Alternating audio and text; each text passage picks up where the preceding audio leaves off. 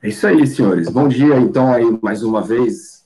Hoje a gente vai continuar o que começamos, né, ontem.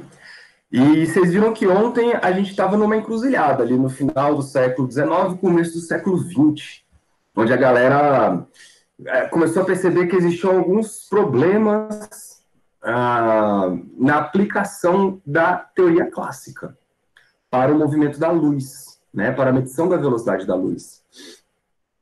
E aí, depois do experimento de Michelson Morley, ficou um limbo ali da galera não entendendo muito o que estava acontecendo, os experimentos sendo repetidos e tal. E aí o Einstein, cara, ele veio com uma proposta extremamente ousada. Ele, em 1905, publicou o artigo, o primeiro artigo, né, da relatividade,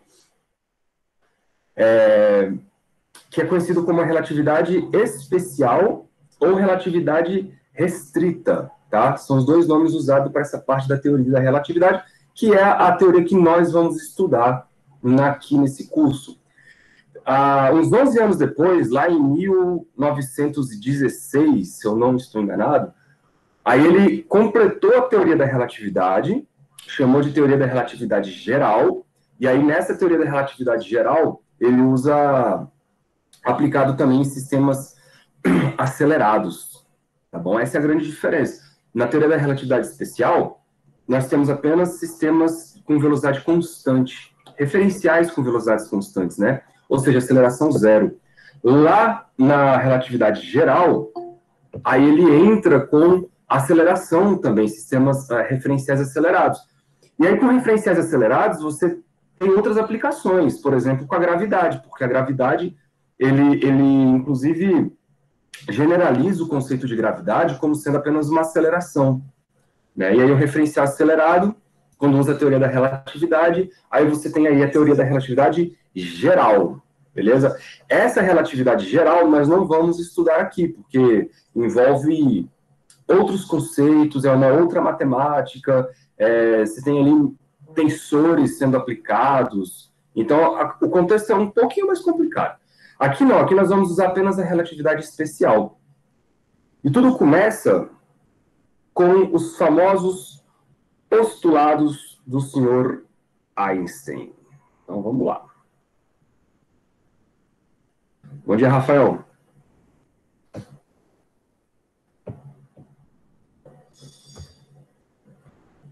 Eu já vou começar a aula de hoje com esses postulados e vamos discutir quais são as consequências, né, desses postulados.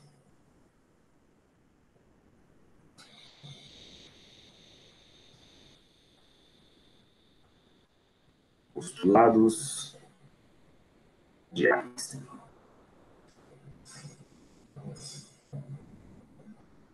Percebam, galera, que postulado é é uma afirmação que você tira da cartola, tá? Você parte desse postulado para daí tirar as consequências. Agora, o porquê disso, você não se pergunta, beleza? O porquê desse postulado. O postulado é aquilo que você fala assim, olha, é isso, vamos considerar que é assim. E sendo assim, quais são as consequências desse assim? Por que que é assim? Não é a minha preocupação nesse momento. Por exemplo, um dos postulados lá da teoria da gravidade de Newton é massa atrai massa. Ponto. Por que, que massa atrai massa? Isso não estava disponível, né, essa resposta para o Newton. Então ele chamou isso de postulado. Beleza? Aqui nós também temos os postulados. São os postulados de Einstein e são dois postulados. Eu vou escrever eles e a gente vai discutindo eles, tá? Com calma. O primeiro postulado, galera, é o seguinte: ele amplia uma das ideias de Newton. Ele fala assim: as leis da física,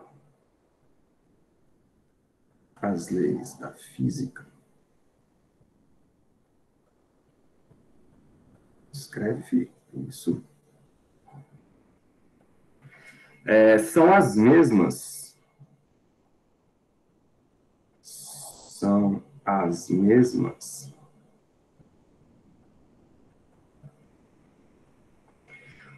em todos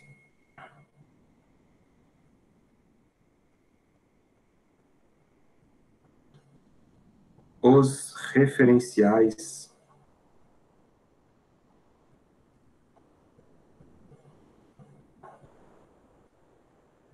inerciais.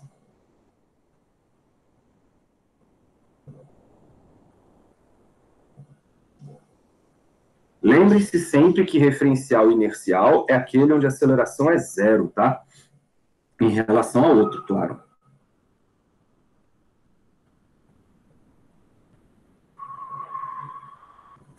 Vocês já devem ter ouvido isso em algum lugar. Só que quando você ouviu isso lá na mecânica, quando você estudou as leis de Newton, Newton dizia assim, ó, as leis da mecânica são válidas em todos os referenciais inerciais. Tanto é que vocês viram ontem que a segunda lei de Newton, ela é invariante no referencial inercial. Né? Então, a lei de Newton, força igual a massa vezes aceleração, é válida tanto para um referencial em repouso, solidário à Terra, quanto um referencial em movimento uniforme em relação a esse outro referencial. As leis de Newton são aplicadas tanto aqui quanto lá de maneira idêntica, certo? Sem mudar nada. Só que aí o Einstein, ele vai perceber o seguinte, cara. Eu não posso falar que apenas a mecânica tem esse privilégio. Por quê? Porque vocês viram que a luz não respondia a esse sistema. Aí o Einstein ele vai ampliar e vai falar assim, olha, não são só as leis da mecânica, velho. A natureza não envolve só mecânica. A natureza envolve o eletromagnetismo, a natureza envolve a ótica, certo? E então, não somente as leis da mecânica têm que ser válidas em todos os referenciais. Na verdade, todas as leis da física têm que ser válidas em todos os referenciais inerciais. Então, ele dá uma ampliada nessa história do Newton, só que para isso ele precisa recorrer a algumas ferramentas. Por quê? Porque do jeito como está posto a física, a teoria clássica, esta primeira afirmação não é válida, né? Porque vocês viram que a transformação de Galileu, ou Galilei, não deixa o eletromagnetismo invariante para os dois referenciais. Então, ele parte desse postulado, mas aí ele vai ter que arrumar algumas leis para poder dar conta, né, de levar também as leis do eletromagnetismo e da ótica para os referenciais inerciais, tá bom? Segundo postulado. Aí é a parte que assim, que traz uma das maiores consequências de todas, né? Que é a questão da velocidade da luz. Então, a velocidade da luz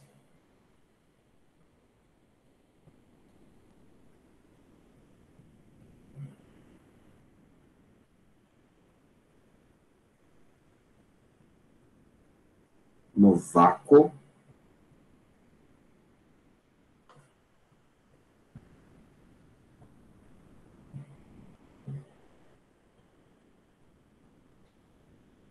é a mesma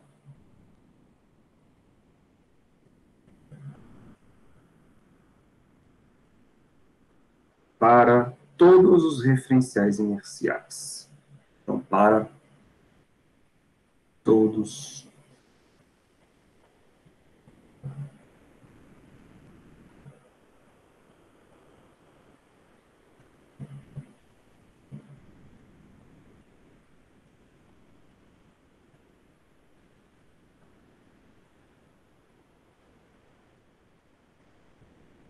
inerciais. E mais, não depende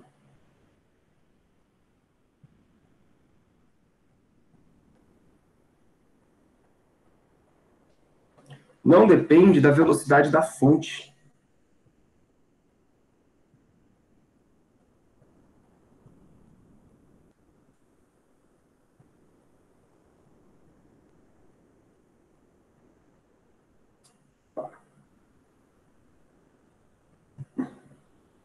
Não depende da velocidade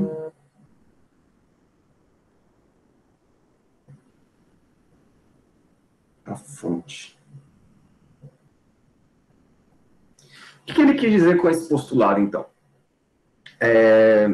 Vocês lembram que ontem eu falei sobre um referencial absoluto, chamado referencial do éter, onde eu poderia, então, considerar que todas as outras coisas no universo se movem em relação a este referencial absoluto? É um referencial privilegiado, né? Vamos supor, é o melhor referencial que você pode adotar.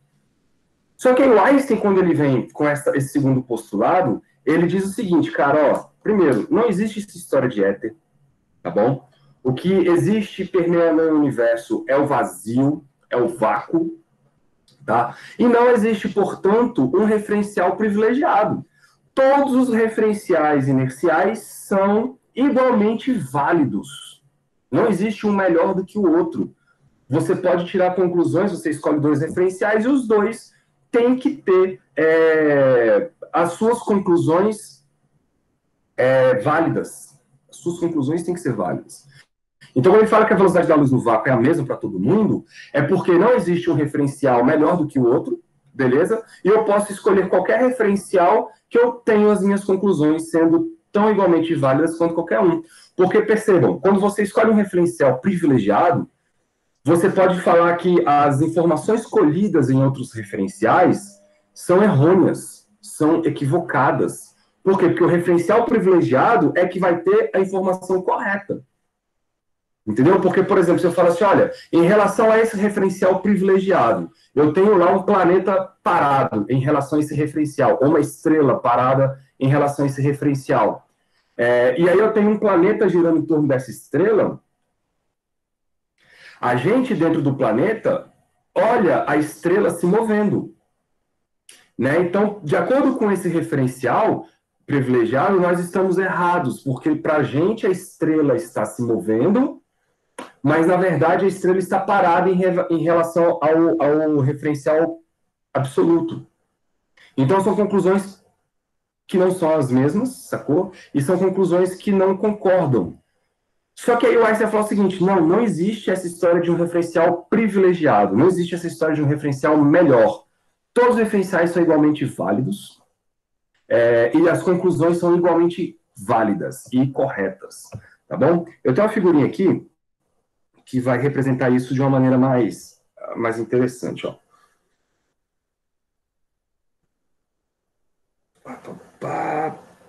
Deixa eu ver, esse cara aqui. Então, olha só, duas situações diferentes, tá, galera? A primeira situação, letra A aí, você tem uma fonte de luz, tá, uma estrela, por exemplo, e dois referenciais, um referencial R1 e um referencial R2. São dois referenciais. Na primeira situação, nós vamos considerar que o referencial R1 está em repouso em relação à estrela, ok? Referencial 1 está em repouso em relação à estrela, e o referencial 2 está se movendo com velocidade V em direção à estrela. Legal? Então, em relação à estrela, o R2 tem uma velocidade V, e, obviamente, em relação ao referencial 1, o R2 também tem velocidade V. Não é isso? Só que, nesse caso, pelo segundo postulado, a estrela emite uma luz, e essa luz ela viaja com velocidade C, que é a velocidade da luz no vácuo. De acordo com a teoria clássica, qual seria a velocidade da luz medida no referencial R2? Se o R2 está indo em direção à estrela, de acordo com a teoria clássica, a velocidade da luz teria que ser a soma da velocidade C mais V. Isso de acordo com a teoria clássica. Mas aí o Einstein vem e fala, não, a velocidade da luz é a mesma para todos os referenciais. Então, mesmo que o R2 esteja se movendo em relação à estrela, ele vai medir a velocidade da luz também como sendo C, porque é a mesma. O cara que está no referencial R1 também vai medir a velocidade da luz como sendo C. Tá bom? Por quê? Porque a velocidade da luz é a mesma para os dois referenciais. Então, passa agora para a segunda situação. Olha só. A segunda situação, agora, o R1 e o R2, o R1 está se movendo em relação ao R2 para a direita, e a estrela está se movendo em relação ao R2 para a direita. Galera, fisicamente falando, as duas situações são idênticas, ok? A diferença é que, na letra A, eu coloquei o foco no R1, então você está dentro do R1, olhando para a estrela e olhando para o R2. Na situação B, eu coloquei o foco no R2. Então você está dentro do R2, olhando para a estrela e olhando para o V. Quem está dentro do R2 está vendo a estrela se aproximar e está vendo o R1 se afastar. Faz sentido? É a mesma situação física, só que visto por dois referenciais diferentes. Mas, mesmo sendo visto por dois referenciais diferentes, a velocidade da luz medida pelo referencial R2 tem que ser C para esse cara e tem que ser C para esse cara também. Ou seja, não existe um referencial melhor do que o outro. Os dois referenciais são ambos válidos, beleza? Nos dois referenciais, a luz terá a mesma velocidade, mesmo que exista velocidade da fonte em relação a esse referencial. Ok? Então, essa aí é uma das conclusões do segundo postulado, que também é do primeiro, né? O primeiro, ele só vai estabelecer aí as regras. Então, vamos para as consequências disso.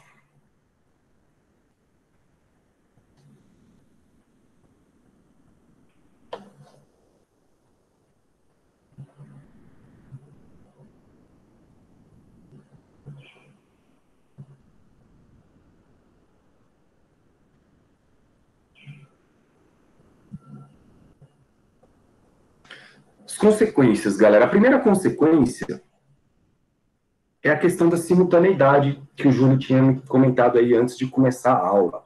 Então, vamos começar por ela. Primeiro, o que significa simultâneo? Quando a gente fala em simultaneidade, a gente está falando em eventos. Aí, eventos pode ser o que você quiser, tá? Um evento pode ser a explosão de uma bomba, pode ser a passagem de um objeto para uma determinada posição. Nós vamos chamar de evento aqui qualquer coisa que pode ser localizada no espaço e no tempo, tá bom? É por isso que aqui agora na relatividade nós vamos usar o que nós chamamos de métrica do espaço-tempo. O que é isso? Ao invés de você medir as coisas apenas com uma régua, porque você, quando mede com a régua, você está marcando apenas as posições. Né? Então, quando você tem lá um eixo de coordenadas cartesianas x, y, z, você tem as coordenadas apenas de posição. Só que aqui agora, para a gente, não é interessante apenas ter as coordenadas da posição. Aqui agora, a gente precisa ter, além das coordenadas da posição, eu preciso ter as coordenadas do tempo. Porque, por exemplo, se um evento acontece na posição x igual a, sei lá, 2, num tempo, vamos botar 2 centímetros, né? E num tempo de 1 segundo, se você olhar para o x igual a 2 no tempo igual a 2 segundos, o evento não está mais lá. Então, para você conseguir localizar um evento, por exemplo, um flash de uma luz, de uma lâmpada que piscou, por exemplo, ela piscou quando? Ela piscou na posição x igual a 2 e no tempo igual a 1 segundo. Vocês estão entendendo? No tempo igual a 2 segundos, o flash não existe mais. Então, eu não consigo mais localizar o flash nessa minha métrica. Então, agora a gente precisa atrelar o espaço e o tempo para a gente conseguir localizar os eventos dentro desse nosso espaço aí, que agora é chamado de espaço-tempo, beleza? É só isso. É por isso que agora a gente vai considerar 4 dimensões, né? Porque você vai ter que localizar as coisas através das 3 dimensões espaciais, mais a dimensão temporal. Tá, beleza? Então, aqui, percebam que a relatividade, ela já coloca o tempo como um parâmetro junto com as coordenadas. Então, você tem ali em pé de igualdade o espaço e o tempo. O tempo é igualmente importante dentro do seu espaço, então é chamado de espaço-tempo. Lá na relatividade de Galileu, lá nas leis de Newton, não é assim que funciona, né? O tempo, ele não é uma coordenada do seu espaço-tempo. O tempo, ele é universal para todo mundo. Aqui não vai ser. Mas vamos com calma. Então, como é que é essa história de simultaneidade?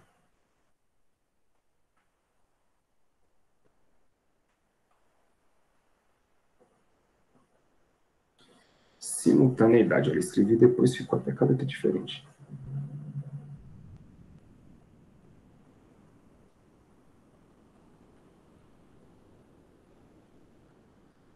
Bom, então a questão aqui é o seguinte. Eu vou escrever, depois eu explico. Dois eventos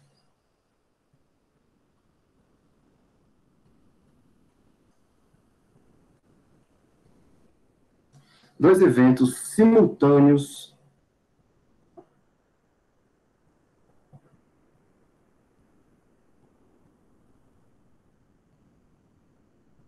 Entendam como simultâneos, galera, dois eventos que ocorrem no mesmo instante de tempo, tá? Ou seja, o intervalo de tempo entre os dois é zero. Eles acontecem instantaneamente, beleza? Isso aqui é um evento simultâneo. Podem ser separados espacialmente, beleza? Ou seja, acontecem em lugares diferentes, mas acontece no mesmo instante de tempo. Isso é que é um evento simultâneo. Então, dois eventos simultâneos em um determinado referencial,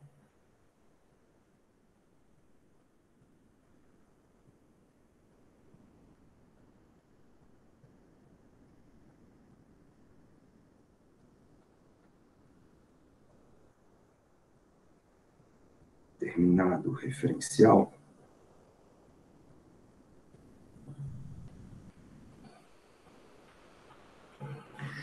esses dois eventos que são simultâneos em um referencial, esses dois eventos podem não ser, a palavra, podem não, opa,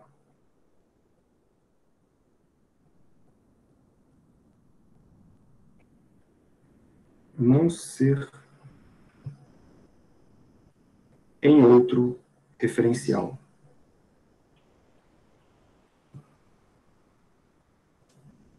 Beleza? Como assim? Vamos pensar no seguinte: se eu instalar meus dois dedos aqui ao mesmo tempo, para mim, os dois estalos ocorreram no mesmo momento, né? Então, os dois estalos eles são simultâneos. Porém, nós sabemos que a velocidade do som se propagando no ar vai ser também igual para todo mundo, né? Todos os referenciais acabam tendo essa mesma velocidade do som.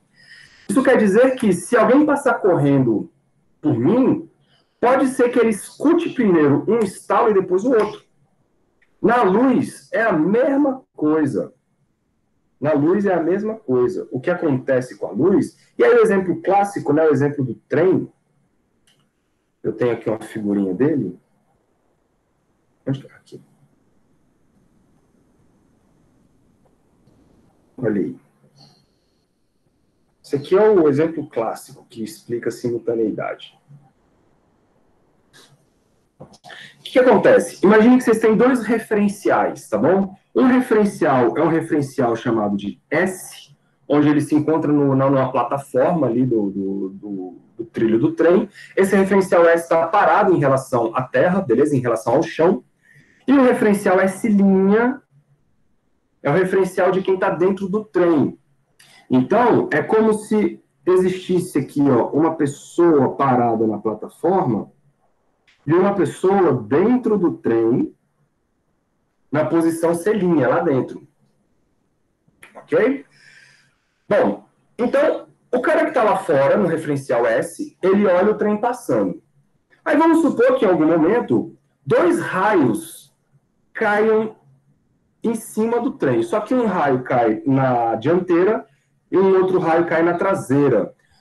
Um raio vai cair no ponto que a gente chama de A, em relação à plataforma, e outro ponto, no ponto B, em relação à plataforma. E aí a gente faz a consideração seguinte: o observador está aqui no ponto C, tá? Eu vou tirar o bonequinho para não ficar em cima da letra. O observador está em cima do ponto C. Aí, vamos supor que os dois raios caíram nos pontos A e B, e a distância do ponto A até o ponto C é a mesma distância do ponto B até o ponto C, tá bom? É equidistante. Como a velocidade da luz é a mesma para todos os lugares, né? Ela se espalha de maneira igual.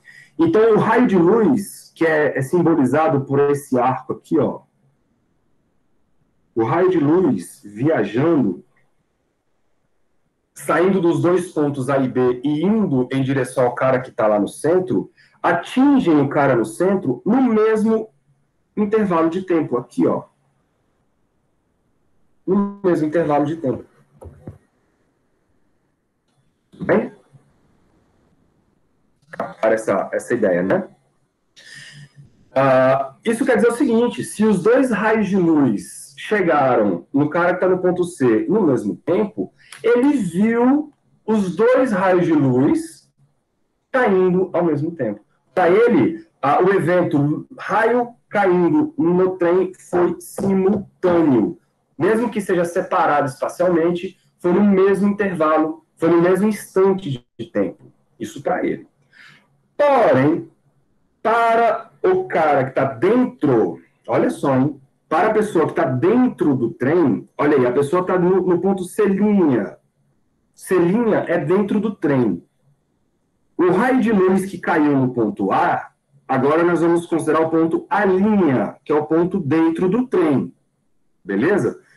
Como o trem está se locomovendo para a direita, então o raio de luz que saiu do ponto A', ele atingiu a pessoa dentro do trem primeiro. Olha aqui, ó, o raio de luz chegando na pessoa dentro do trem. Chegou primeiro o raio que veio do ponto A', e aí depois, olha só na imagem D, depois o raio que saiu do ponto B' chegou na pessoa que está lá. Então, para quem está dentro do trem, o que ele visualizou? Primeiro o raio que veio da frente, bateu no trem, e posteriormente o raio que veio de trás bateu no trem. Ou seja, os dois eventos não são simultâneos para o B. Ou para o cara que está dentro do trem. Vamos supor que essas duas pessoas se encontrem lá na frente. Né? O trem para, tal, eles vão se encontrar. Aí o cara que estava parado vira e fala assim, meu irmão, tu viu que caiu 2 raios no teu trem? Aí o outro vai falar, cara, eu vi, bicho, muito doido. Aí o outro vai falar, cara, mas foi inacreditável, os 2 caíram ao mesmo tempo no teu trem. Aí o outro fala, não, tá doido? Primeiro caiu o raio lá na frente, depois caiu o raio lá atrás.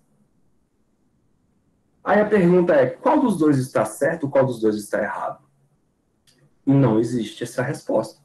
Na verdade, existe. Os dois estão corretos.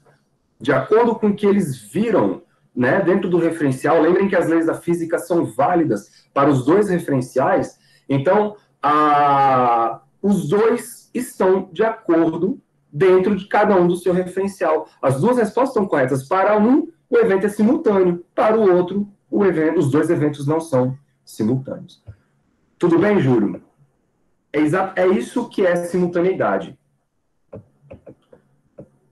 Você tinha me perguntado sobre isso mais cedo? Ficou mais claro agora?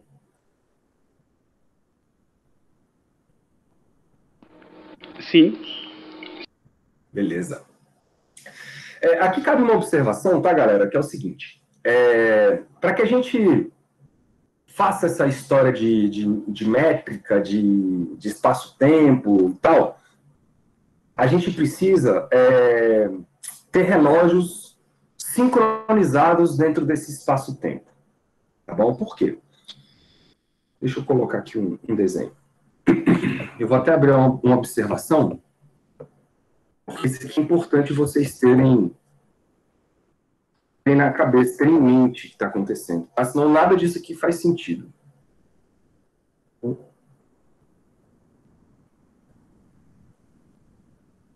Sincronização.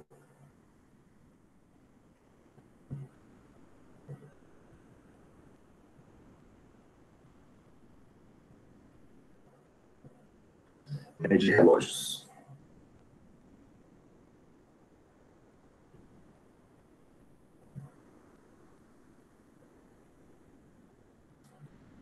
Deixa eu pegar uma figurinha.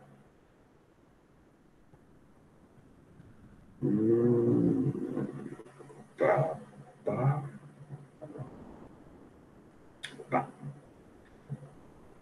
Então, olha só. Isso aqui é uma malha, tá? É uma malha de espaço-tempo tridimensional. Imagina lá o seu sistema de coordenadas x, y, z, tá? X, y, z. Lá na origem do seu sistema x, y e z, aqui, ó, tem uma pessoa que está com um cronômetro, beleza? Um relógiozinho lá zerado. Essa pessoa está com um relógiozinho zerado. Essa pessoa está identificada aqui, ó, pelo eixo azul. Estão vendo no desenho? É o eixo azul. O eixo azul é o sistema de referência do relógio.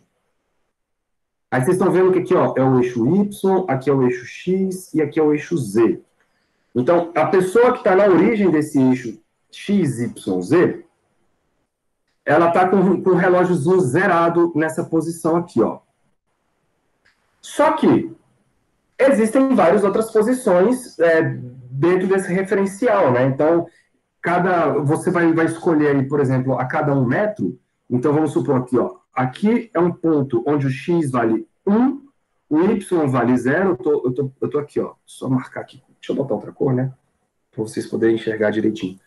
Então, aqui eu tô na posição X igual a 1, Y igual a 0 e Z igual a 0. Só que aqui eu vou colocar outro relógio. Tá bom? Cada ponto do meu espaço-tempo vai ter um relógio para poder marcar os eventos, para poder marcar os tempos. Beleza, galera? Só que como é que eu sincronizo esses relógios? Para a gente poder falar de sincronização, eu preciso levar em consideração o tempo de propagação da luz.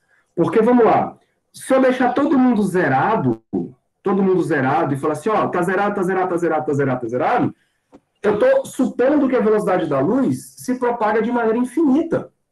Isso não é verdade. Então, o método de sincronizar relógios é o seguinte. Eu posiciono uma pessoa aqui, né, no referencial, lá na origem, posiciono uma outra pessoa aqui, uma outra pessoa aqui, uma outra pessoa aqui. Cada relógio desse corresponde a uma pessoa posicionada lá dentro da métrica do espaço-tempo. E aí, o cara que está na origem, ele liga o relógio, e na mesma hora que ele liga o relógio, ele joga um feixe de luz. Esse feixe de luz, ele vai caminhando, vai caminhando. Quando esse feixe de luz atinge um relógio que está fora da origem, a pessoa que está naquela origem, nesse momento é que liga o relógio. Tá bom? Então, a velocidade da luz, ela não é infinita, ou seja, os eventos não acontecem ao mesmo tempo. Pelo fato da velocidade da luz ser finita, ela demora para chegar de um ponto a outro, eu preciso sincronizar os relógios dentro da métrica do espaço-tempo. Então, quando esse feixe de luz atingir cada um desses relógios espalhados aí, é nesse momento que você abre o cronômetro. Tá bom? E assim a gente diz que todos os relógios estão sincronizados dentro dessa métrica do espaço-tempo. Então, o evento que acontece... Vamos lá, deixa eu apagar esses pontos aqui. Vamos supor, um evento que acontece nesta posição aqui, ó, por exemplo, ele vai ter uma coordenada x, y e z e um tempo. O tempo que vai ser medido nesse evento é o tempo medido por este relógio.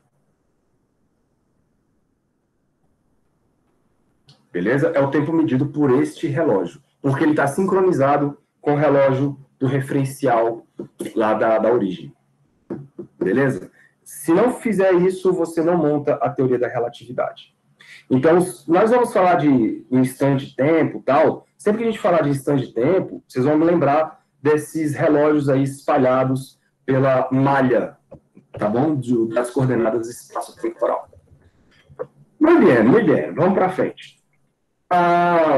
Uma outra consequência muito interessante é uma quebra de paradigma lá das leis de Newton, que é exatamente a ideia da relatividade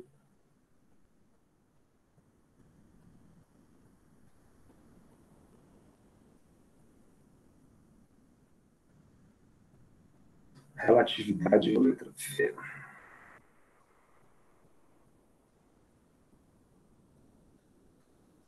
Nos intervalos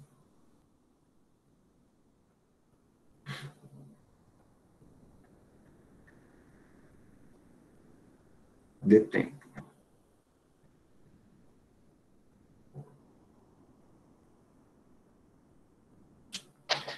E o que é isso?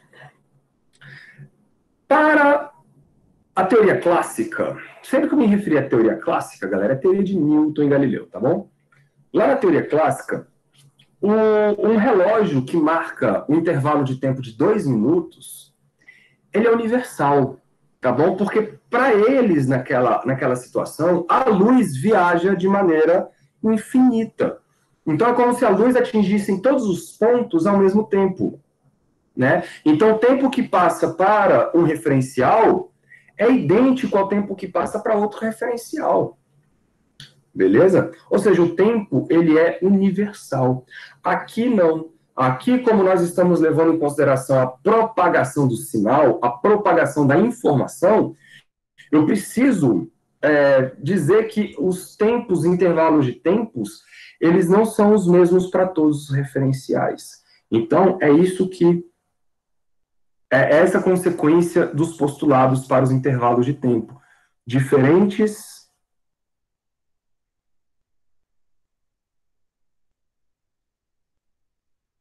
Doido, né, velho? Diferentes referenciais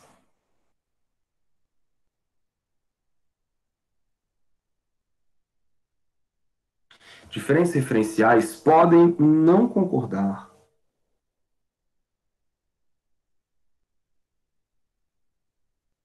Não concordar.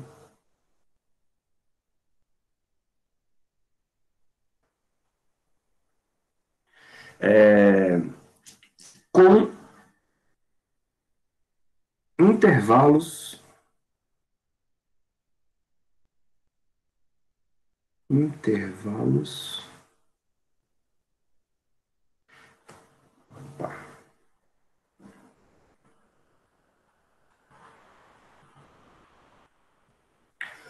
com intervalos de tempo medidos para os mesmos eventos, tá? Então, com intervalos de tempo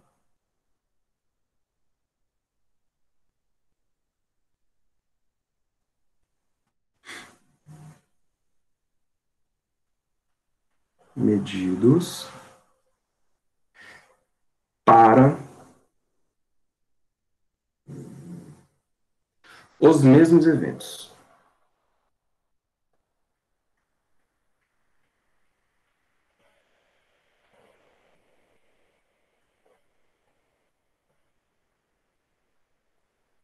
Como assim?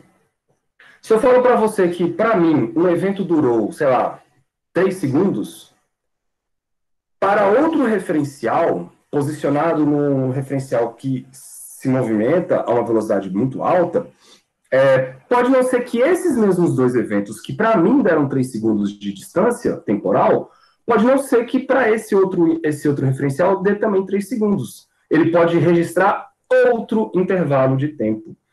Tá bom? E aí, galera, não é que o tempo passa mais lentamente ou mais rapidamente para num referencial, o coração de uma pessoa bate mais rápido, então envelhece mais rápido, o outro, o coração bate mais lentamente. Não, não é isso. A questão é a seguinte, dentro do meu referencial, para mim o tempo passa da maneira que eu meço. Então eu pego meu relógiozinho lá, então eu pego um pêndulo, eu meço 4 batidas. Pronto. A outra pessoa lá dentro do referencial, fazendo o mesmo experimento, ele mede o tempo dela. Para eles não faz diferença alguma. O problema é que quando eles se encontram e comparam quanto tempo passou para um determinado evento, ou para 2 determinados eventos, os relógios não concordam. É isso que está acontecendo. Os relógios não batem, não estão registrando o mesmo intervalo de tempo. Beleza? É simplesmente uma questão de medida. A medida que um faz é uma, a medida que o outro faz é outra, Isso na teoria clássica não era assim. Na teoria clássica o intervalo medido por mim tem que ser igual ao intervalo de tempo medido pelo outro. Mas aqui isso não vai acontecer. Beleza? Então, vou colocar aqui a figurinha clássica para a gente mostrar isso.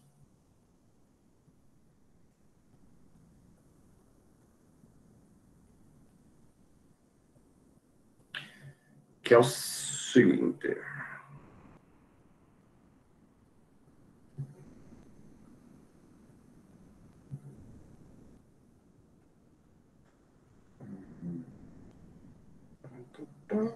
Aqui. Não, não é esse. É esse. Não é esse? É esse. Então, olha só, galera. Aqui nós vamos fazer o seguinte. Existem dois personagens aí pra gente brincar, tá? Existe o Stanley. O Stanley, ele está na plataforma do trem, beleza? Onde ele está no referencial S. Ou seja, o referencial que está parado em relação ao chão. A Mavis, ela está dentro do trem. A Mavis está aqui dentro do trem, sentadinha, bonitinha. Beleza? E ela está dentro de um trem que se move com uma velocidade em relação ao Stanley, uma velocidade que ele chama de U. Eu não vou chamar de U, eu vou chamar de V, porque a gente vai acostumar com a notação de V, tá bom? Mas é a velocidade do trem em relação ao Stanley. E aí o experimento é o seguinte, cara. A Mavis, dentro do trem, ela vai ali posicionar um laser no chão e apontar esse laser para o teto. Beleza? O laser, ele vai bater no teto. No teto tem um espelho. Então o laser vai bater no teto e vai retornar ao chão. E aí existe um sensor que vai medir o tempo que o laser demorou para fazer essa movimentação. Então, do ponto de vista da Mavis, é o que está aqui na letra A, do ponto de vista da Mavis, ela vai ver, porque o laser, a fonte está parada em relação à Mavis, não é isso? Porque ela está dentro do trem. Então, o laser vai subir, vai atingir o teto e vai retornar. Pode crer, galera?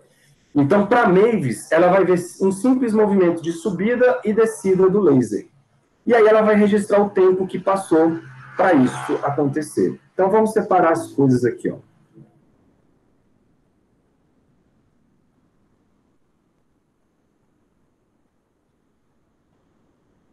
Mavis.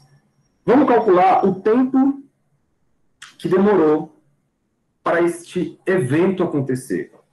Na verdade, os dois eventos. Quais são os dois eventos? A saída da luz e a chegada da luz. Beleza? São os dois eventos. A saída da luz acontece em um instante e numa posição, e a chegada da luz acontece em outro instante.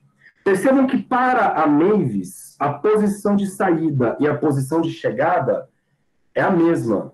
Dentro do referencial dela, a posição de saída e a posição de chegada da luz é a mesma. Ou seja, os dois eventos acontecem no mesmo espaço. Então, a distância espacial é zero, mas a distância temporal, não.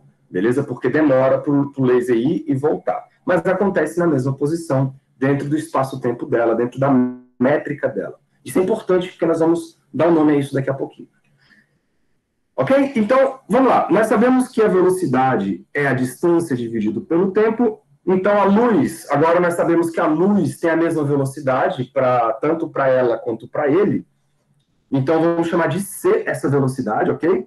Nós sabemos que a luz ela leva uma distância D para subir, porque é a altura do trem, e D para voltar. Então, ela sobe e desce com 2D, e vai levar um tempo que nós vamos chamar de delta T0. Beleza? Delta T0, então, é o tempo registrado pela Mavis para a luz subir e descer.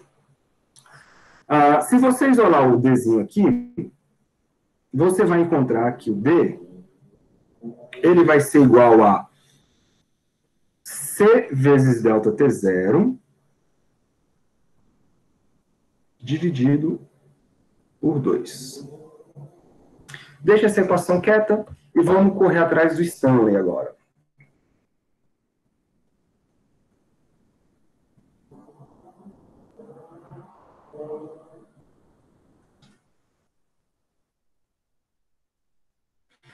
Do ponto de vista do Stanley, a fonte de luz está caminhando, porque a fonte de luz está dentro do trem, beleza? E como a fonte de luz ela vai bater lá no teto, para o Stanley, que está do lado de fora, a luz não vai caminhar na direção vertical, porque o trem está viajando junto, não é isso? É aquela história de uma pessoa andando e jogar uma bolinha para cima, né? Para quem está do lado de fora, vai ver a bolinha, né, traçando uma parábola, enquanto a pessoa joga a bolinha para cima. Mas para a pessoa que está lá jogando a bolinha, ela vai ver a bolinha subir e descer, simplesmente. Mas para quem está do lado de fora, vai ver uma parábola. Aqui é a mesma coisa. Né? Só que como a gente está falando de um laser aqui, ele não está sofrendo as ações da gravidade, então a velocidade dele, tanto na direção X quanto na direção Y, é a mesma. Então, o que vai acontecer com a trajetória do laser é uma linha reta aqui, ó, na diagonal, vai bater no espelho e vai retornar até o sensor. Tudo bem? Nesse caso, percebam que, para o Stanley, o evento saída do laser acontece numa posição x1, e quando o laser volta, ele volta numa posição diferente, x2, por exemplo. Então, existe aí um delta x. São posições diferentes dentro do espaço-tempo com referencial no Stanley. Estão captando? E o tempo também é diferente. O tempo que acontece o evento 1 é diferente do tempo que acontece o evento 2. Então, existe um delta t aqui também associado. É claro que, para o Stanley, a distância agora não é mais d, a distância de ida do laser acontece a uma distância que a gente vai chamar de L, beleza? Mas, de qualquer maneira, nós temos aqui a distância d envolvida, que é a altura do trem. Então, vamos lá, vamos calcular o tempo, ou essa distância L aí, na verdade, tá? Velocidade da luz é a mesma tanto para um quanto para outro, então, de acordo com o postulado de Einstein, é isso que vai dar, né, todo o ingrediente aí da brincadeira. A luz, ela caminha L para subir e L para descer. Então, vou botar aqui, ó, 2L sobre o intervalo de tempo. E aí o grande lance é o seguinte, cara. Olha só que doideira. Como agora a luz está percorrendo uma distância L, e você sabe que essa distância L é maior, vou botar aqui, ó, L é maior do que a distância D. Por que você sabe disso? Porque o L faz parte aí de uma hipotenusa de um triângulo retângulo. E o D é um cateto. E a gente sabe que a hipotenusa é sempre maior que qualquer um dos outros dois catetos. Então a distância L é maior do que a distância D.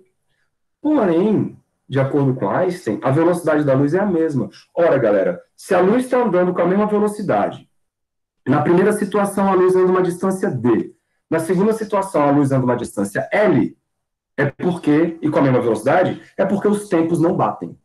Os tempos não são os mesmos. Beleza? Então, por isso que eu vou escrever ΔT0 para um e ΔT para o outro. Ok? Daqui nós vamos, então, tirar o seguinte. Isolar o L, e eu vou escrever aqui. L é igual a C ΔT sobre 2. Ok? Muito bem. Então, eu já sei como se relacionam as duas distâncias medidas pelos dois referenciais. E agora nós vamos aplicar uma geometria aí, cara. Teorema de Pitágoras, olhando para esse triângulo aqui, ó. Deixa eu marcar esse triângulo com essa corzinha azul também. Opa.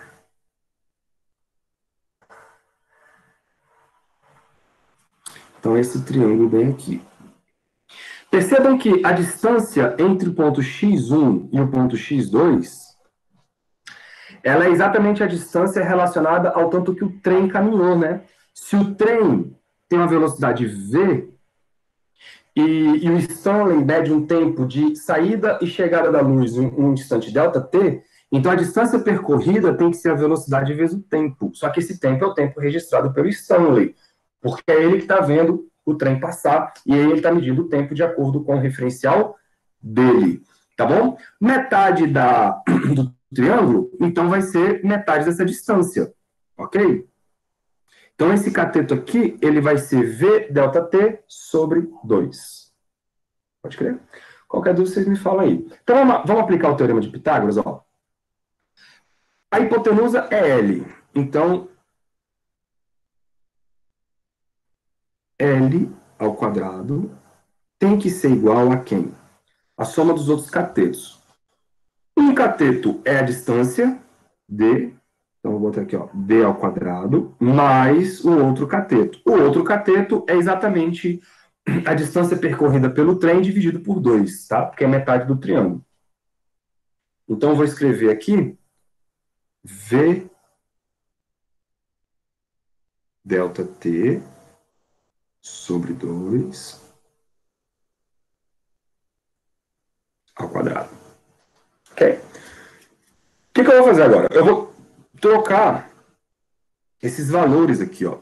Eu vou colocar esse valor de C ΔT0 sobre 2 no lugar da distância D e esse C ΔT sobre 2 no lugar desse L. Vem aqui, ó. Tá bom? Então, essa troca que eu vou fazer. Já vou colocar tudo dentro dos quadrados e aí vai ficar assim, ó. Vamos lá para outra página. No lugar, então, do L, vai surgir um C ΔT0. Desculpa, C ΔT sobre 2 ao quadrado, não é isso? Vamos lá atrás. Ao quadrado. Igual, no lugar do D, vai entrar o C ΔT0 sobre 2 ao quadrado, mais o outro bichinho que estava lá, que era V ΔT sobre 2 ao quadrado. Ok? Então é isso que a gente tinha. Levando tudo ao quadrado, galera, vamos lá, vai ficar assim, ó. C ao quadrado, ΔT ao quadrado, sobre 4. C ao quadrado, ΔT0 ao quadrado, sobre 4, mais V ao quadrado, ΔT ao quadrado, sobre 4. Como o 4 aparece em todos os termos, a gente pode simplesmente mandar o 4 embora. Não é isso? O que eu vou fazer? Eu vou separar os ΔT, tá? Eu vou jogar o ΔT para a esquerda e vou deixar o ΔT0 à direita. Então, ficaríamos assim, ó. C quadrado, ΔT quadrado, menos V quadrado, ΔT. Vou fazer bem devagarzinho aqui para a gente não se perder. ΔT quadrado, tudo isso é igual a C quadrado, ΔT0 ao quadrado. Pode crer? Bota o ΔT em evidência. Então, você vai escrever aqui ΔT 2, que multiplica C quadrado menos V quadrado. Isso tudo é igual a C quadrado, ΔT0 ao quadrado. Beleza? Bom, a jogada agora é colocar o C quadrado em evidência. Então, aqui, ó, ΔT quadrado. Vou jogar o C quadrado para fora. E aí, ao jogar o C quadrado para fora, vai aparecer, dentro dos parênteses, o 1 menos v quadrado sobre c quadrado, não é isso? A gente faz parênteses aí. Beleza, tudo isso igual, então, a C2 delta T02. Aí vocês vão vendo que esse C vai embora com esse C, ok? Posso passar esses parênteses aí, ó, dividindo o delta T, e eu já vou passar, galera, tirando a raiz, tá? Vai ficar assim, ó, delta T sem quadrado, porque eu tirei a raiz. O delta T0 também vai ficar sem raiz, sem quadrado, porque eu tirei a raiz. E aí embaixo vai aparecer uma raiz quadrada de 1 menos V2, C2. Ok? Vocês já viram quem é esse V sobre C, né? A gente chamou de beta lá atrás, e aqui eu vou continuar chamando de beta. Então, eu posso escrever o delta T assim, ó. Delta T é igual a delta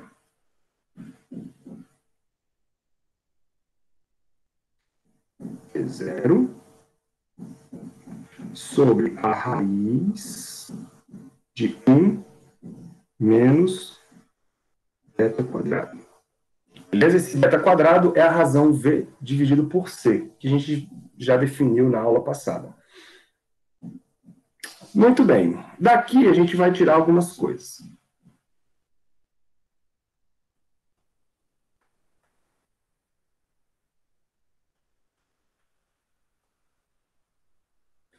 O que eu vou fazer? Deixa eu colocar logo aqui, então, quem é esse beta? Esse beta, que vai ser V sobre C, ele vai ter um nome daqui para frente, tá? Ele vai ser chamado de parâmetro de velocidade. Deixa eu arrumar isso aqui.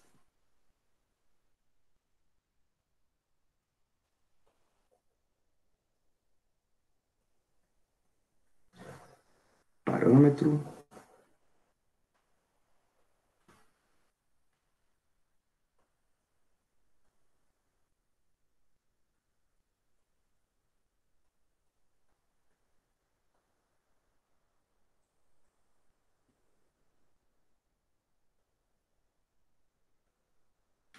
parâmetro de velocidade. Aí, se eu reescrever aquela equação da seguinte maneira, assim, ó, delta T é igual a gama delta T0, o que eu fiz? Eu escrevi um gama, eu inseri um novo cara chamado gama, e ele nada mais é do que 1 dividido pela raiz de 1 menos beta quadrado. Beleza? Olha só o que eu fiz. Tá bom? No lugar dessa raiz, 1 sobre a raiz de 1 menos beta quadrado, eu troquei por um número chamado gama. E esse número chamado gama também vai ter um nome. Ele é o fator de Lorentz.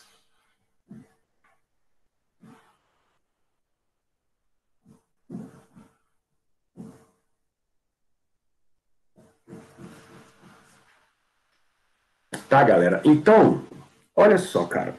Eu tenho uma equação que relaciona os intervalos de tempo medidos entre os dois referenciais. O ΔT é o tempo medido pelo Stanley e o ΔT0 é o tempo medido pela Mavis. Esses dois tempos, aí vamos lá agora com calma. Vamos lá agora com calma. O primeiro, o parâmetro de velocidade, ele é uma razão V dividido por C, não é isso? Só que esse B dividido por C, esse V dividido por C, a gente sabe que a velocidade de um corpo sempre vai ser menor do que a velocidade da luz. A velocidade da luz vai ser o limite, um limite de velocidades para todos os corpos e para todas as informações possíveis que podem ser transmitidas. Ok? Então, isso quer dizer que o número de cima é sempre menor do que o número de baixo, né? A conclusão disso é que o beta tem que ser menor ou igual a 1. Beleza? Porque o máximo que ele pode atingir é um valor igual a c, ou a velocidade. Então, em c dividido por c fica 1. Então, o máximo que ele atinge é 1, o beta é um número menor do que 1. Beleza? Quando você, então, encontrar assim, um beta igual a 0,8, o que quer dizer isso? Quer dizer que a divisão da velocidade do objeto pela velocidade da luz é 0,8, então a velocidade dele é de 80% da velocidade da luz. Tá bom? Então esse beta aí, ele te dá uma ideia de quanto da velocidade da luz um objeto, um referencial está com velocidade. Já o fator de Lorentz, não, o fator de Lorentz, ele é o seguinte, cara, aqui aparece um número, beta, que é menor do que 1. Eu vou subtrair 1 desse número. Então fica 1 menos algo menor do que 1. Então essa raiz aqui vai ter que dar 0, alguma coisa. Galera, 1 dividido por 0, alguma coisa tem que dar um número maior do que 1. Então o gama, que é o fator de Lorentz, ele é um número maior ou igual a 1. O que isso quer dizer? Isso quer dizer que o delta T vai ser sempre maior ou igual ao delta T0. Né? Porque como o gama é maior do que 1, eu estou multiplicando o número maior que 1 pelo delta T0, isso faz com que o delta T seja maior. Isso é o que as pessoas chamam de dilatação temporal. O tempo registrado pelo Stanley é superior ao tempo registrado pela Mavis. Beleza, galera? Esse é a grande brincadeira aí do negócio. Vamos dar nome a esses intervalos de tempo, porque eles são importantes se vocês forem estudar isso aqui, ó. O delta T0. Lembrem, o delta T0 é o tempo da Mavis, e a Mavis vê a luz subir e descer, ela sai de um ponto e volta ao mesmo ponto.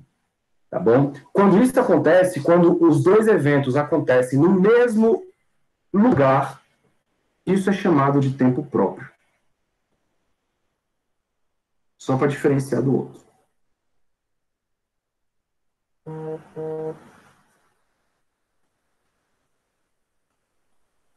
Isso é chamado de tempo próprio. Já o outro ΔT, que é o tempo medido por quem está do lado de fora aí do trem,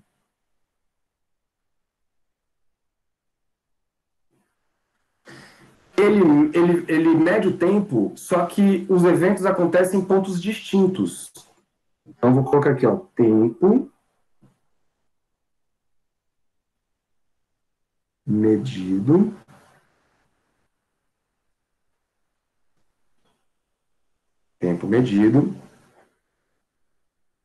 em pontos distintos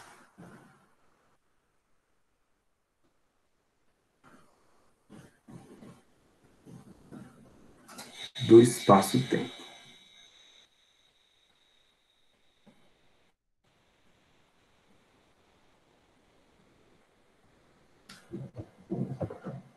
Certo, galera?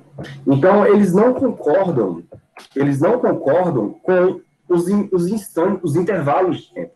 O intervalo de tempo que passa para um é diferente do intervalo de tempo que passa para o outro. Percebam que isso só tem significado para velocidades muito altas.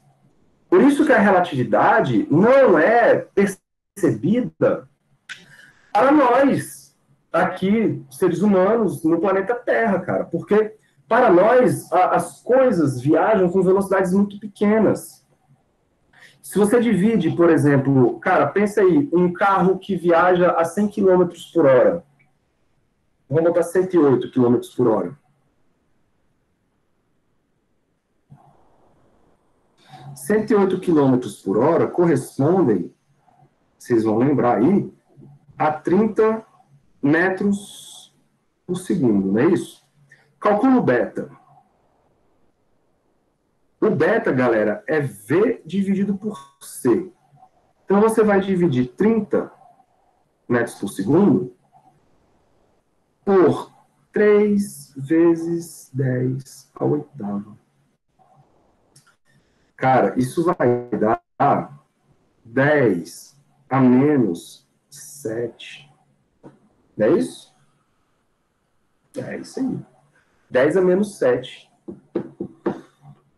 Quando você inserir esse beta aqui dentro, imagina, 10 a menos 7 é 0,000000007, 0,1, né? Com 7 casas decimais. Se você vai subtrair 1 menos esse número, é irrisório.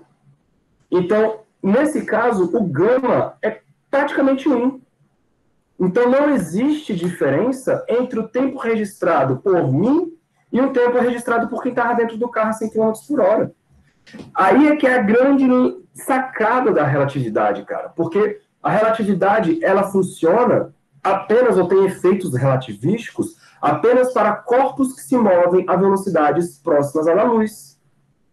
Nós não temos nenhum objeto construído pelo ser humano que viaja a uma velocidade próxima da luz. Né? É difícil quebrar a barreira do som. E olha que o som é uma velocidade baixa de 300 metros por segundo, cara. Imagina a luz, que são 300 mil quilômetros por segundo.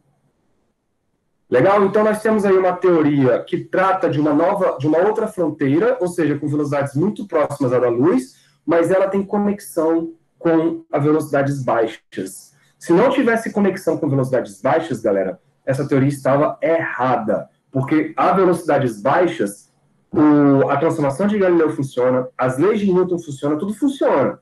Só que as velocidades altas não funcionam. Então, se eu tenho uma teoria para velocidades altas, essa teoria tem que fazer a conexão com velocidades baixas. Tá bom? E vocês estão vendo que funciona a velocidades baixas. Porque para velocidades baixas, o beta vai ser muito próximo de zero, o beta. Isso faz com que o gama seja muito próximo de 1. Muito próximo de 1. O que deixa tudo na situação clássica confortável. Ok? Aí você pode se perguntar assim, professor, por que se chama fator de Lorentz e não fator de Einstein? Não foi o Einstein que escreveu essa bagaça toda? Sim. Só que o Lorentz, antes do Einstein, ele estava tentando deixar as equações de Maxwell invariantes. Ele estava tentando descobrir alguma transformação de coordenada que deixasse as equações de Maxwell invariantes. Vocês viram que a transformação de coordenada do tipo Galileu não vai deixar invariante a velocidade da luz. E aí ele, usando as equações de Maxwell, lá matematicamente, ele tentou descobrir alguma transformação de coordenadas que deixasse aquele troço invariante. E aí ele chegou nesse fator de gama aí, ó. 1 sobre a raiz de 1 menos beta quadrado. Só que ele não sabia o que era isso. O Lorentz, ele chegou nessa equação e ele não conseguiu interpretar isso. Para ele, tipo, não fazia muito sentido. O Einstein, quando ele chegou com a teoria da relatividade, ele deu uma interpretação física para isso. E a interpretação física do gama é exatamente a questão de você poder medir intervalos de tempos diferentes entre dois referenciais e medir também, como a gente vai ver a aula que vem, medir também intervalos de espaços diferentes, né? Isso foi ousado, cara. Isso foi muito ousado, porque imagina uma sociedade, até hoje, você pode ficar assim, cara, mas como assim o tempo não é o mesmo? Até hoje você fica meio assim, imagina no século XX, no começo do século XX. As pessoas torceram o nariz para isso aqui. A galera falou, esse Einstein tá maluco, doido. Só que com o passar do tempo, né, a gente como ser humano, foi desenvolvendo equipamentos mais sofisticados, e isso começou a ser realmente registrado, beleza? Começou realmente a ser registrado. Um dos experimentos que fizeram aí para ver que isso realmente funciona foi o seguinte: a gente sabe que nós viajamos, os aparelhos, as naves construídas pelo homem, elas viajam com velocidades baixas, né? Mas ainda assim existe uma diferença de tempo, né? Por mais baixa que seja, existe ali uma discrepância de tempo. Só que os nossos relógios tradicionais, eles não medem, eles não conseguem registrar isso porque a precisão é muito baixa. Então, o que os caras fizeram? Depois que descobriu aí uma forma de criar relógios atômicos, que tem uma precisão ali de centenas de centésimos de segundos, os caras pegaram um relógio atômico desse, colocou do lado de outro relógio atômico desse, e sincronizaram eles, batendo com o mesmo clock, o mesmo tique. Uma precisão, galera, gigantesca. Aí pegaram um relógio, colocaram num Concorde. Concorde é aquele avião que viaja mais rápido do que o som. E, se eu não me engano, fizeram ele dar uma distância grande. Eu não lembro agora se ele deu a volta na Terra. Botaram ele para fazer uma distância bem grande. E o outro relógio ficou ali no aeroporto. Pois bem, quando o avião que foi retornou, quando eles compararam os dois relógios, eles estavam desincronizados. Para um relógio normal, desses que nós temos aí, não faz diferença alguma, cara. Alguma. Mas para um relógio que estava muito ali com a precisão de centenas de milésimos de segundos, deu diferença. E a diferença foi exatamente dada por essa equação aí que vocês estão vendo, que é a equação da relatividade entre os intervalos de tempo. Então, ponto positivo para a teoria da relatividade. Mais um, né? E aí a teoria da relatividade ela foi acumulando só pontos positivos. Pontos positivos, pontos positivos. Todos os experimentos que foram feitos batiam perfeitamente bem com a teoria da relatividade. E por isso que hoje isso é chamado de teoria da relatividade. Se não, era apenas uma hipótese, igual a gente estava falando ontem. Tá bom? Para uma teoria virar realmente teoria, ela precisa prever as coisas e precisa bater com os experimentos, né? E a teoria da relatividade batia assim, ó, lindamente com os experimentos. Chique, galera. Bonito isso, né? Muito louco, cara, muito louco.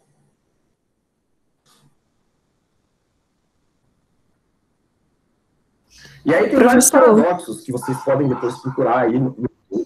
Diga isso.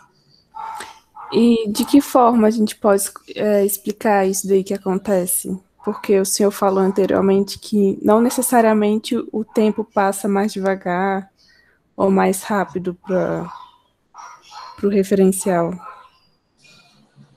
Isso, é apenas uma questão de medida. Então, por exemplo, quem estava dentro do avião, ele está lá com o reloginho passando, cara, passando naturalmente. O coração dele está lá batendo naturalmente, como ele está acostumado.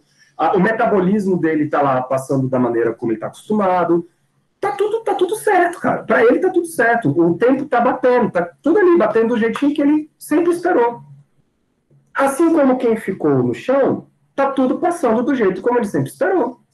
O problema é quando eles se encontram e vão comparar os resultados. Para um passou um intervalo, para outro passou outro intervalo. Isso fica muito claro quando você, por exemplo, pensa em viagens espaciais, né? Quando, por exemplo, para uma pessoa que fica na Terra passa, sei lá, 25 anos, e para outra pessoa que viajou, passou apenas 5 anos. Aí os efeitos começam a ficar muito visíveis. Né? Mas para quem estava lá na nave, que passou apenas 5 anos, não é que o metabolismo dela ficou mais lento, ou o coração bateu mais lento, não. Para ela, cara, tudo normal. Ela, dentro da nave dela viajando, ela marcou lá o tempo dela, e falou assim, bicho, 5 anos se passaram nessa minha viagem aqui. Só que quando ela retorna para a Terra, por exemplo, ela vê um mundo mais velho. Porque para as pessoas que ficaram, o tempo correu de maneira diferente. Né? E aí registrou-se uma questão de medida de 20 anos a mais, né? 20 anos a mais. Então as pessoas estão 20 anos mais velhas. Mas não quer dizer que o metabolismo mudou para as pessoas, não. É porque a medida do tempo passou diferentemente para cada um dos referenciais. Beleza? Assim como vocês vão ver na próxima aula, as distâncias também vão ser diferentes. Para quem está viajando no espaço, numa velocidade muito grande, comparado com quem está aqui vai medir a nave passando comprimida, que aí é a contração do espaço. Aí você pensa, então quer dizer que quem está lá dentro da nave se sente exprimido? Não.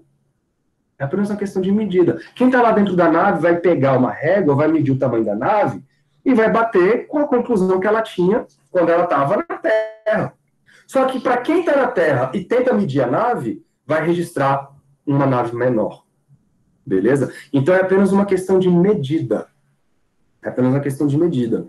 As medidas, elas não batem de uma para outra. Beleza? Porque elas são feitas em referenciais diferentes. E isso vale também para o tempo. Isso é que é o mais doido de tudo. Vale para o tempo, mas não quer dizer que a pessoa, né, entrou num ambiente mágico onde o coração bate mais devagar. Não.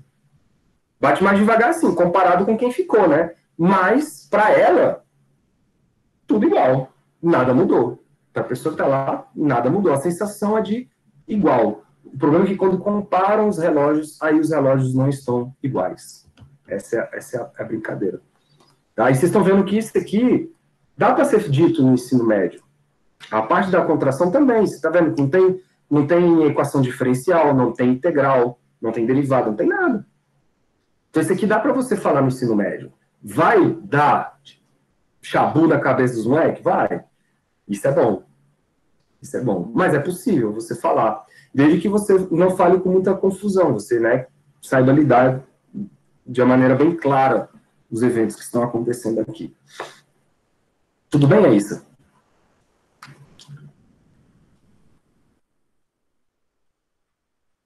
Tudo bem. Legal. Eu vou escolher alguns exercícios para vocês tentarem fazer, tá? E tenta dar uma lida lá no capítulo para vocês irem absorvendo também essas ideias. Tem alguns vídeos legais no YouTube, tá? Eu vou... Opa, deixa eu... Fiz besteira. Fiz besteira.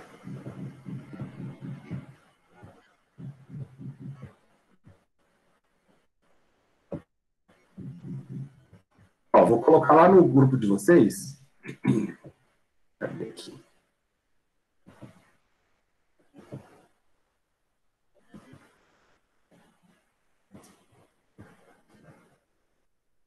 E aí vocês deem uma olhada nesses vídeos e os vídeos que estão ali relacionados com esse outro aí. Tem muita coisa, muita simulação legal, tentando fazer vocês enxergarem a questão da simultaneidade, a questão da dilatação temporal, beleza? Fica bem visível, assim, bem lúdico, né, o que está acontecendo. E aí, semana que vem, a gente dá prosseguimento a isso e fala da contração do espaço.